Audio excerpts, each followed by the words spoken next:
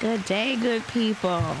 This is your personal change coach, village elder, Dr. Heather Heteru. I am really excited to continue our Lessons for the Journey and this new series around where it all began.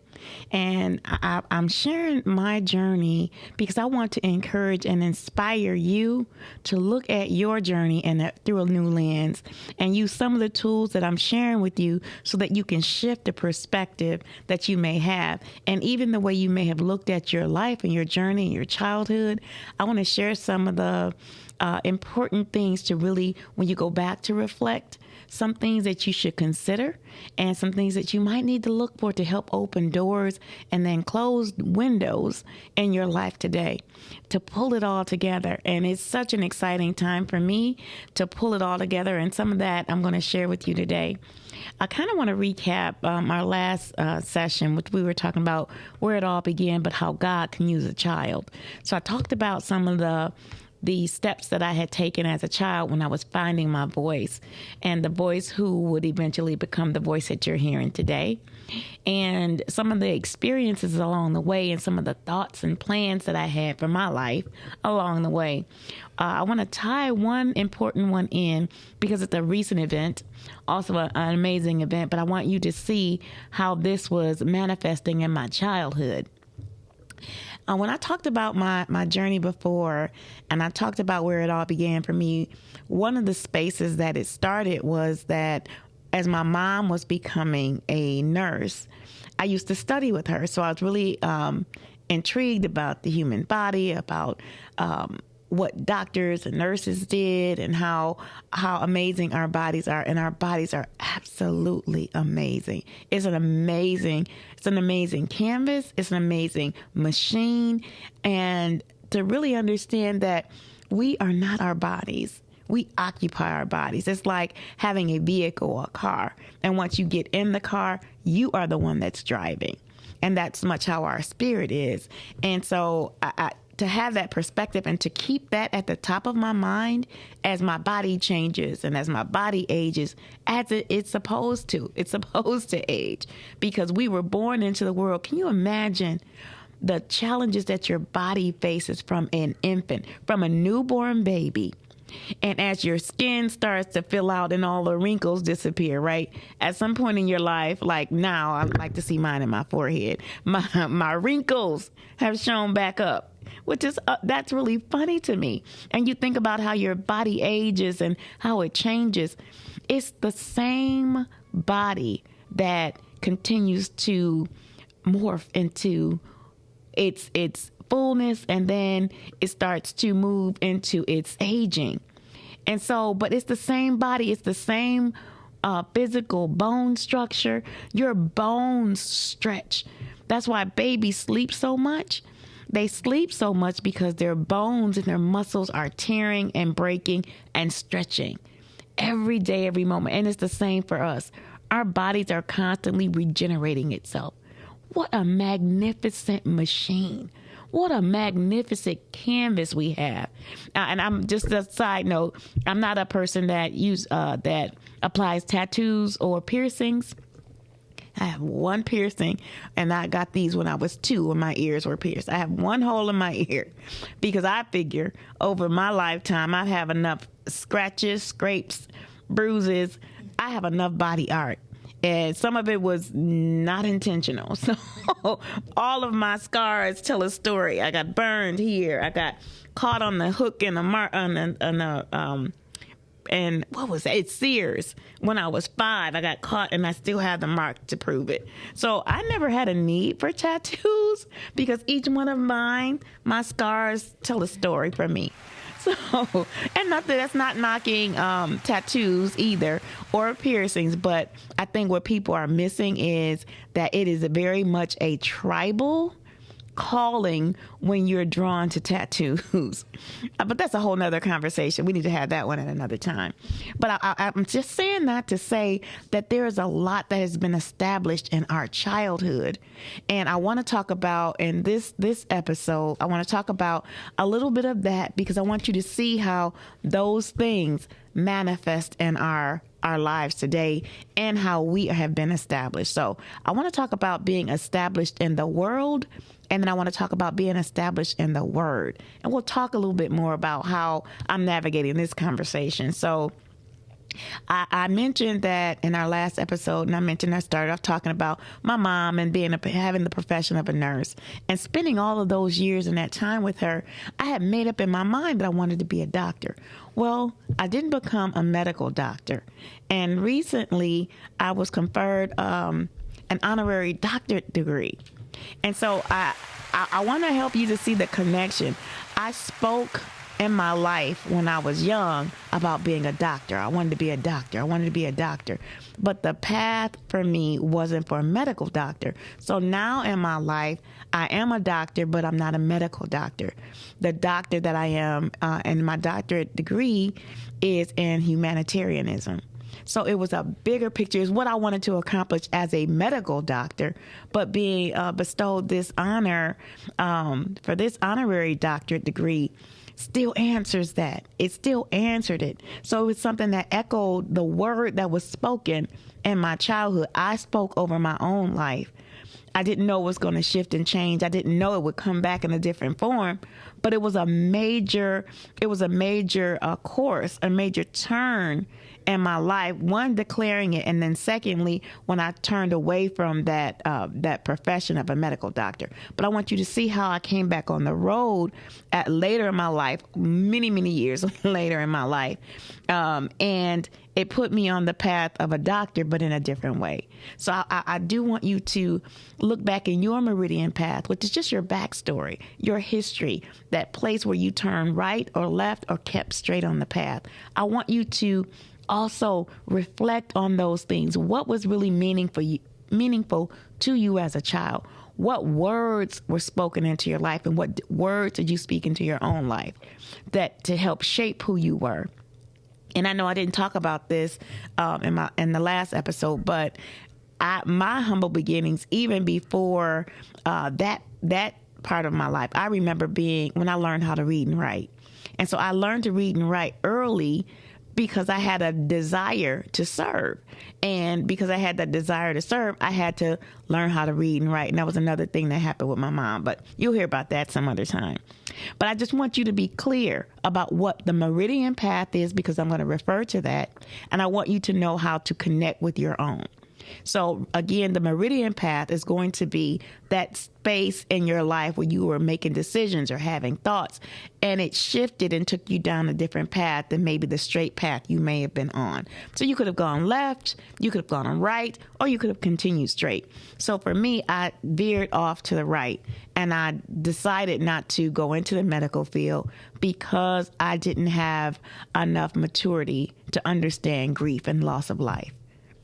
Later in my adult life, I took my own life for the same reason, for grief, because I wasn't mature enough to understand the phases or equipped to understand the phases of grief. And just like it as a child, it took me out of that course. As an adult, it took me off of my course. So it came back.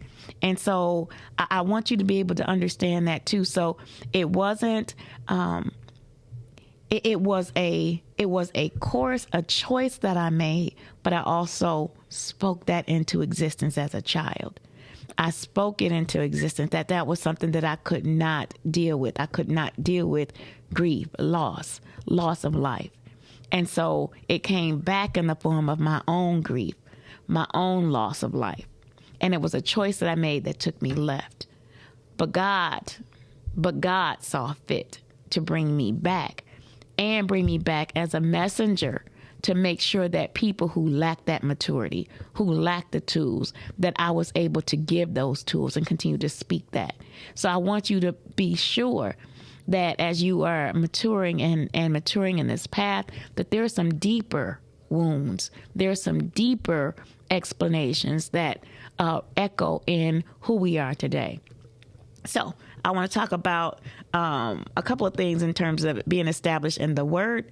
Some things that my parents used to say. So my mom used to say 3 things to me. The first one is she always told me I had to be the bigger person. you have to be the bigger person. So I had shared a room with my older sister, and we had two totally different life philosophies. We had different philosophies on cleaning. We had different philosophies on when to turn the lights off. We had different philosophies on how the room would be decorated, where we would sleep. So we basically had twin beds that were bunk beds, the bunk bed system. And so our bunk beds you were able to unbunk them, so you would have twin beds. So I always have been this way all of my life. I follow the flow or the energy flow of the space that I'm in. Once the energy shifts and that energy no longer serves you, I have to make adjustments to the space. So I would adjust our room. I would move the furniture around, and my sister would always complain. She would always talk about how she liked it the way it was, and you can't do things without my permission. Now, she's my older sister, so she's a good 4 years older than I am. And so we were always at odds. And she was older, and she was mean. She was mean at that time. She was very protective of her brothers and sisters, but she was a tyrant in our house. And so when we get into it, and my mother would always say, now she never forced my sister to have this behavior, or never told my sister this. She only told me, you have to be the bigger person. Like, you have to be able to navigate working with difficult people. You have to be able to know when to stand up and when to back down. And I was always offended when my mother would say that to me. I'm like, no, spank her, fix her. She doesn't, she's doing this to me. And my mother would always tell me the same thing over and over again. So I heard that most of my life. But in my life, being the bigger person always worked in my favor. I learned how to work with difficult people.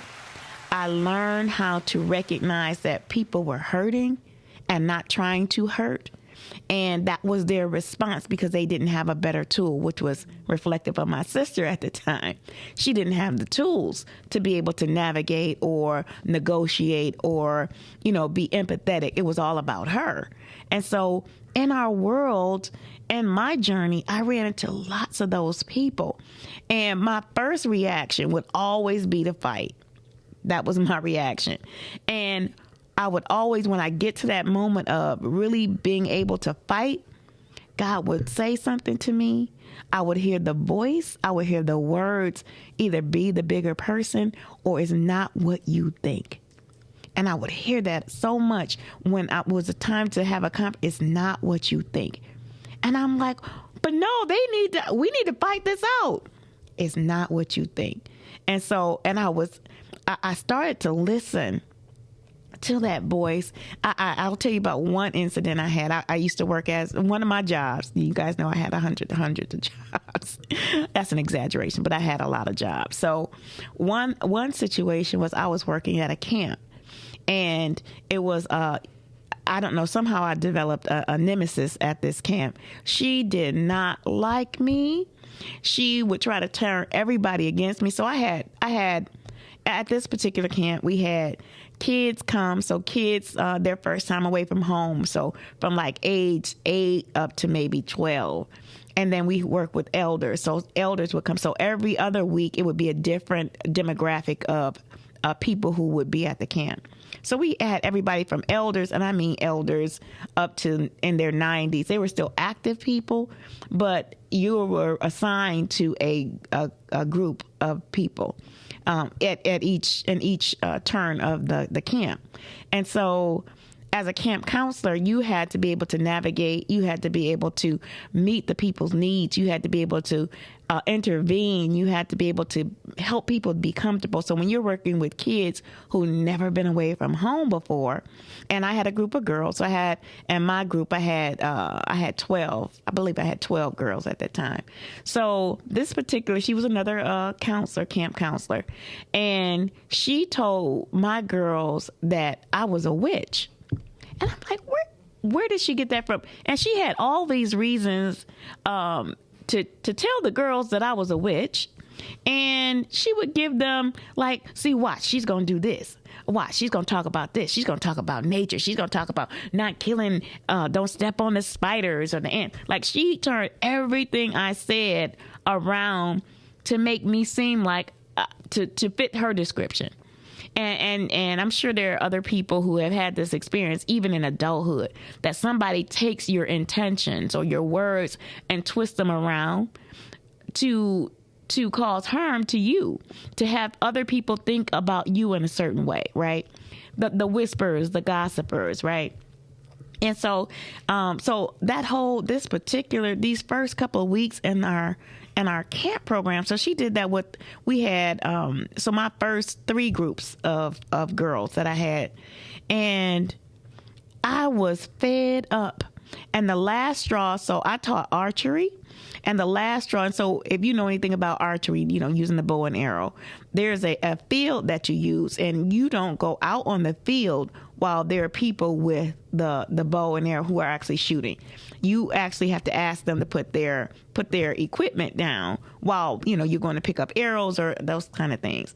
So this particular day, she decides that when the kids put the arrows down, and I had everybody put their equipment down, she's going to pick it up and she's going to shoot anyway. So, and with the impact of the arrows, it can really cause injury to a person. It could kill you. So I'm picking up the arrows and she's shooting the arrows while I'm out on the field, on the course, trying to pick them all up. That part I lost because she did that in front of the kids, and she broke the rules, and she was trying to harm me. So after that day was over and I put the kids away for the night, I went to her cabin and I pulled her out, and I'm telling you, I went there to pound on the top of her head, to just pound on her. I was so mad. I was so fed up. And so the one thing I heard was my mom be the bigger person. I was like, nope, not this time. She's going to get it. And so when I went to her door and she came and she's like, oh, now you want to fight. You came to fight me, didn't you? You came to fight me. And I was like, I was saying yes. My words were saying yes. So I pushed into her cabin so we could have this knockdown, drag out fight. And I heard spirits say, it's not what you think. And I'm like, no, I know, I'm about to beat her down. So I heard it again. It's not what you think. Then I heard hug her, embrace her. And I'm like, I ain't about to hug her. I'm about to beat her down, right? So when I lunged at her, and I was actually lunging at her to grab her. And when I did, I grabbed and I hugged her.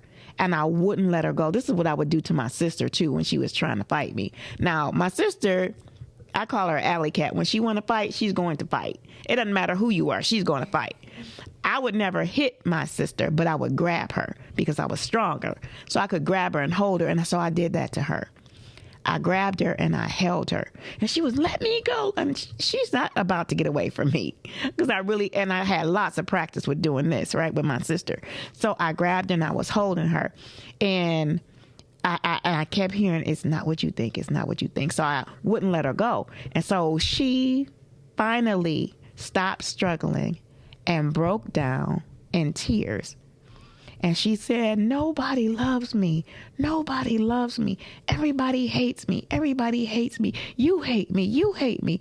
And she's like, well, I know I've been mean to you and I did this to you. I'm like, she just started to confess.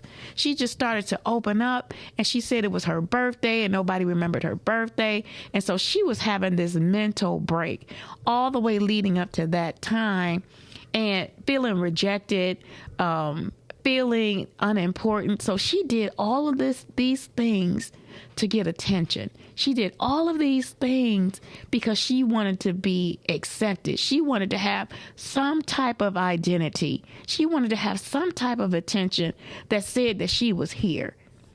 And it was incredible. It was one of the most incredible experiences that I had with not just forgiveness, because forgiveness wasn't even in my mind, even as I stood there with her. And eventually I just held her. I just held her. We did that. We were there for some hours and she was just pouring out and pouring out and pouring out. So, but it wasn't what I thought, right? I'm thinking, yeah, you're a mean, creepy person to do all the things that you were doing to scare the kids that had to stay with me. Like the kids were really afraid of me. So it made it difficult. But as I started to understand, it helped me to understand her better. It wasn't what I thought. She wasn't what I thought. She was suffering, and she was suffering in silence. And this was the way that she knew to express herself. And then again, my mom, you have to be the bigger person. So those words that were spoken into my life have been such profound direction and such profound guidance in my journey that I learned those things and I learned to use those tools, but I matured in those tools so I can help others. This is part of how I became a personal change coach, is because I understood that it's not always what you see. And I understood that you have to be a bigger person. And how do you become a bigger person? By using your skills of listening. Just listening. And not just listening to what a person is saying, but also listening to what spirit is saying to you about that person. And so it happens to be one of the gifts that I use in my coaching, because it's something that has been developed over as I was being established in the world. It was one of the tools that established me in the world and has been an opportunity for doors to open for me. What I didn't know about her was that she was the niece of the director of the camp. And so when I would bring things to him, he was like, I would take care of it. I'm going to take care of it. But you would do that as a supervisor. I never knew that they had a family connection. And so when I went to him and I told him about her birthday, he was like, oh my gosh, yes, it was her birthday. We have to do something for her birthday. And because I was a part of that at that time, the rest of the summer for us was a lot different from those first couple of weeks that it started. She was a different person. She was lighter. She was brighter. She was cheerful. She felt connected, and she didn't have to do things to get attention, because the young woman that was already in her was allowed to shine.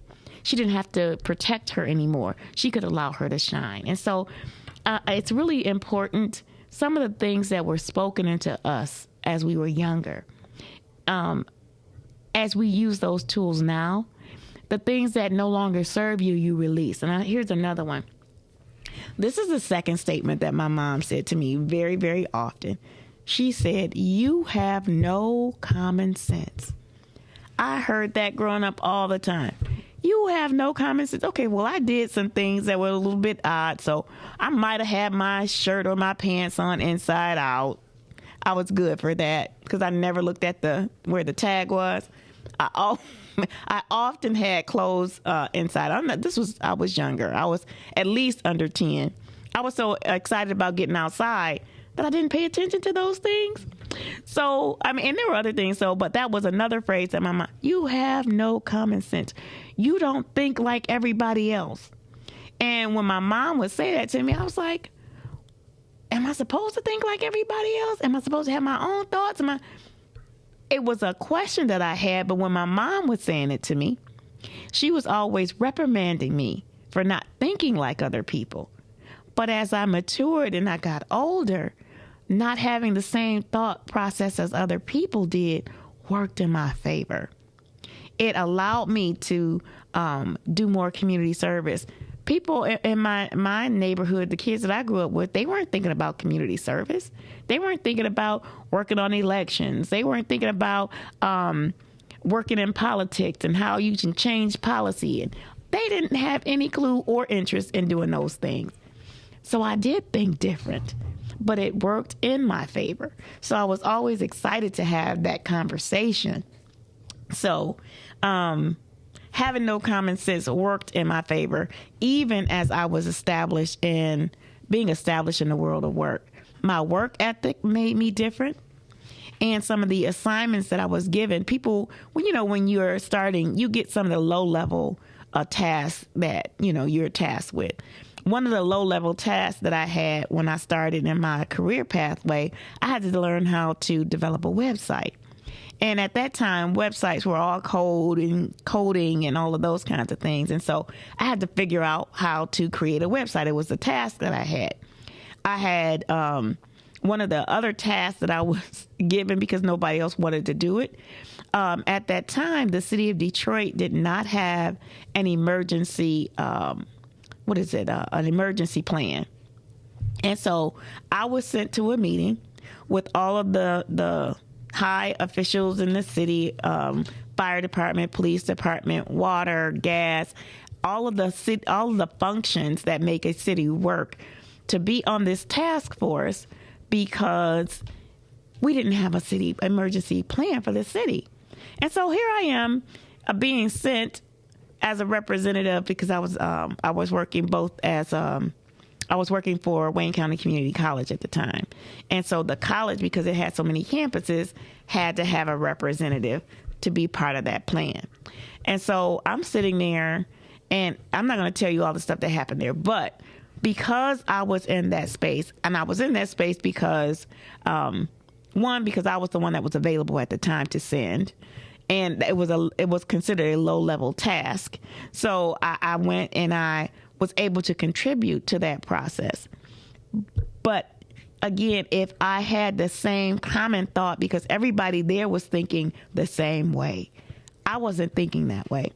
And in most situations, in most spaces that I occupy, that is a difference that I bring. I don't think the same way. So my mother said I had no common sense. I don't have common thinking. I don't think in a common way. I don't think in a common manner. So it is something that worked in my favor in my lifetime as I was being established in the world. So that word that my mom spoke over me at that time, it was kind of punitive. But as I started to embrace that in my life, I'm going to be me. And that is what I'm charged to do. And that doesn't mean that I'm thinking like everybody else is going to think. And another thing that my mother said to me, and she said this very often, was that she was proud of me. That she was proud of me. And even in this amazing journey of earning a doctorate or honorary doctorate degree, my mother said it over and over again. I am so proud of you.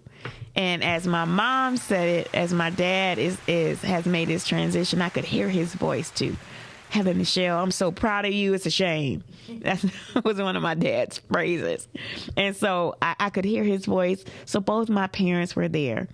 And that word of feeling that you are honoring your ancestors by what you do, by what you say, and by what you accomplish is huge.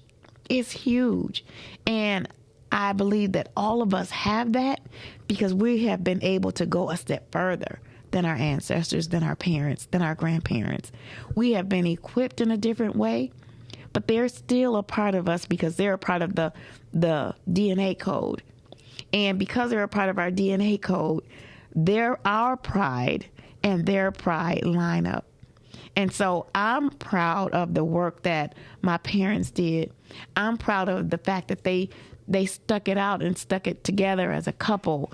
That I'm proud that they pushed us toward education. I'm proud that they believed in us. I'm proud that all of their sacrifices were not in vain, that all of their children have been able to do something and contribute to our community, contribute to our own families now. It's amazing to see that at my age, where my parents were at this age, and our children, that the age of our children where we were at that time, it's like this cycle that is repeating, the cycle of life that you get to witness up front, up close and personal.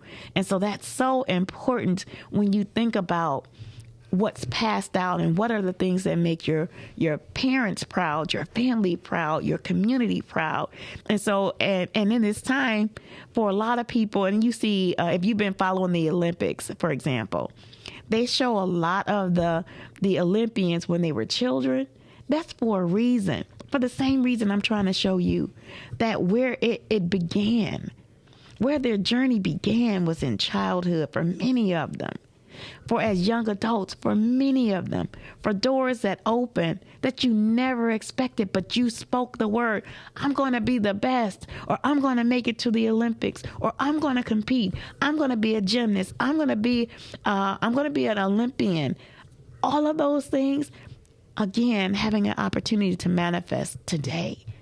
And so I want you to be mindful about being established in the world, but also in the word that was spoken into your life and over your life, and the word that you spoke over yourself. And now that you understand that, the words that you continue to speak, the affirmations, the things that you manifest that you may not see. You may not see it. But when you start to affirm it, when you start to speak the word, manifest that word, do your part. The first part is to speak it. The next part is then to be it, to walk that you have spoken into your life, and that people who love you and care for you and see your gifts and your talents and your abilities, even when you don't, is really important. So I want to share a few things about what my dad said, which was really funny. My dad was always culturally conscious, and he would say, "You come from a mighty people. You come from a mighty people." My dad was a very avid reader. My dad followed history. My dad was because he was a first in his area too. My dad was one of the first black technicians at IBM. My dad was one of the first black linemen. And some of the things that he went through to be and hold that space was devastating. He faced racism in both areas of technology. He faced racism in being a lineman and then an electrician. And my father faced that type of discrimination until he retired from General Motors. And so when he would say that, he was saying that you come from a mighty people because of the courage that you have to press through, because of what's been done and what path has been laid for you already, so that you can be and become who you were meant to be and become. Because there were people who already sacrificed. There were family members. My family, my great-grandfather had already sacrificed for his family because of, some of the things some of the practices that happened in the Deep South, and how they would take people's lands and declare that this is going to be community property versus your property, like all kinds of challenges. And so my dad would use that as a reminder about how strong you really are, how mighty you are in your thoughts, your words, and your actions, and most importantly, in what you believe. And so I always treasured that when my dad would say that. It always filled me with a sense of pride and a sense of identity and connectedness, that it wasn't just me, it was everybody that was connected. I had a better understanding of what was meant when they talked about elders and ancestors because of it, because of what they did. And my dad was really big about sharing stories, those stories about what was done before you arrived, what was done before he arrived, and what happened with his parents. And as he said, the mighty people that we have, and not just in our communities, but in our culture. Another thing that my dad would say, and he said this to all of his daughters, he always said, "Hey, pretty girl." So if you never heard it outside of our household, you heard it enough in our household for you to believe that you were a pretty girl. and it was really, and my dad, he did a couple other things too to reinforce that. So on Valentine's Day, my dad's tradition was to give all of his girls, he always got us a box of chocolate, all of his girls. So if you were brought into the fold as adopted as a sister or daughter, my dad would also get you a box of chocolates too, because he believed that was a special day, and all of the girls in his circle needed to be honored that way, and know that somebody loved them and loved them enough to gift them with the chocolates, right? And a card. He always did a card. The other thing that my dad built into us is he always talked about the band of angels. And so for us, the band of angels is just that you are always protected. And as my dad has made his transition to the other side, I know he's leading the band of angels. My dad always was there, and he's always been a strong protector and provider. And that was huge for him. That was huge for him, that we were able to take care of ourselves, even as his girls, to be able to take care of ourselves, to be able to navigate the things of life. That if you were in a situation, what tools did you have to use?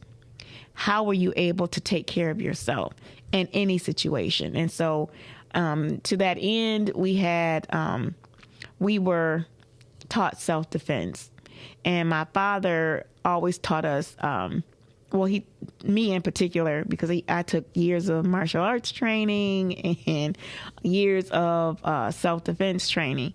And so when I was faced with being sexually assaulted, I was able to fight.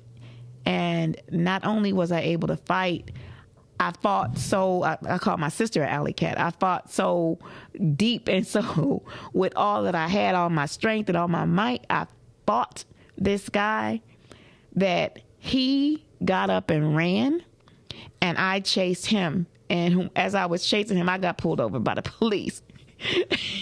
And he's running from me. And I'm like, no, y'all get him. They're like, but no, he bleeding, but you. Yeah, so I learned how to take care of it was I'm sure, very unexpected for him. And being in those positions, but you never really expect to be in that position. You're preparing for it, but never expecting to be in that position. So again, as I was establishing myself in the world, all of the tools, the things that my father taught me, the things that he said, that even from the pretty girl, I didn't need to have that affirmed by somebody else. I already had that affirmed about myself, because I believed my dad when he said that. I trusted when he said pretty girl, because he backed that up with everything that he did. And he said that so much that it became such a part of me that, of course, you like to hear it from somebody else, but I didn't need to hear it from somebody else. It didn't matter if they said it to me or didn't say it to me. What matters was what I felt about myself. And that's what my father instilled in me by saying that to me. That's what he instilled in me by the gifts that he would give. And it wasn't that you were supposed to be expecting a gift. It was always exciting to get it, but you didn't have to expect it, because he already built the real gift in you. Was part of your identity, part of your value, and part of your importance, that nobody else had to validate that for you, because he had already done that and instilled that in you. So that word from my father helped to establish me in the world, so that when I was in the world, it wasn't something that the world could validate for me. It was already validated. And so, I challenge you, if you were in that space, whatever affirmations that were shared in your childhood. And again, it may have been an affirmation, but it may not have been the most positive one, like no common sense at the time for me, and being the bigger person. Those were affirmations in my childhood. Those were, felt like being reprimanded. I was different, and I was thinking different, and I was acting different. And my mother called me lacking common sense. But it worked in my favor as I was being established in the world. It helped me to have my own sense of self and identity. And so for those of you who may be still challenged with even finding your identity, challenged with understanding how those things that happened in our childhood, whether good, bad, or indifferent, now as an adult, you can remove the judgment. You can remove the sting, and you can find the lesson in what was said, the word that was spoken over you, the word that now may have a different meaning for you because it was implanted in you. I want you to have the opportunity to shift that thought, to take what was said and maybe the experiences that you had and find the light in it. Find the light in it so that it doesn't hold you back. It doesn't hold you back. It's not a part of the wounds, the deep wounds that you may have experienced. Now you can heal those wounds with the word that's intended for it, for the word that's intended for you, the word that now establishes you in the world, establishes you in the as being a valued part of the community, as being a valued part of your family, that establishes you in your purpose. That you went through all of those things, trials, tribulations, abuse, neglect, abandonment, that all the things that may have seemed like it was the end, or this was who you were going to be, has no bearing on who you are now. These are life lessons, and how we use those lessons today, we have the opportunity to use it from a mature mind, not the mind of the child that was experiencing it. So I challenge you to begin the process of assessing what was happening in your childhood and the words that were spoken in your childhood that you may have said yourself or that was spoken over you. Now it's time to revisit those things. Lift it up and find the true value and light in what was spoken. You have the opportunity to change that and release yourself from the bonds of it. However you might have felt, if you didn't feel loved or appreciated like you needed or wanted, how do you now take the light out of that? Because I felt that then, now I'm able to love and appreciate my children or my mate or my friendships or the work that I do or the life that I live. That takes the sting out of it. It repurposes the words that were spoken and puts it in a frame for your present day. So, in closing, I do want to make sure that you understand about establishing yourself in the world and how some of the things in our childhood, our meridian path, our backstory, the choices that we made to go left or to go right, now have an impact on who you are in the world. Allow it to resonate. Get your journal, reflect on it, write those things down, because now is the time that you really need to understand some of the things that were shared with you, so that you can also share those. If you have children, you can share that with your children. If you have friends and family who are close to you who are going through, you may want to step back into that space to find the words that were spoken to them and over them. And now you have the power to change those words, because you have the adult mind, not the child's mind, because the child's mind will keep you in childish thinking. We need for you to mature into the adult mind and understand that as our parents, they didn't have the tools that they have now as adults and elders. They only had what they had at that time, just like you only had what you had at that time. But now there's a different time. Now you can choose differently. You can choose to release and forgive. You can choose to take the steps now that matter and make a difference in your life. You don't have to live from the childhood mindset of the experiences. Live now through it as an adult. And so I'm hopeful, I'm prayerful that there was something that I said today that helped you to see something differently, that helped you to see how important it is that you are established in this world, and the words that you speak and how it manifests in your life today. So this is Heather Heteru. That's Dr. Heather Heteru, your personal change coach and village elder. And I am looking forward to continuing this series with you. Stay clear.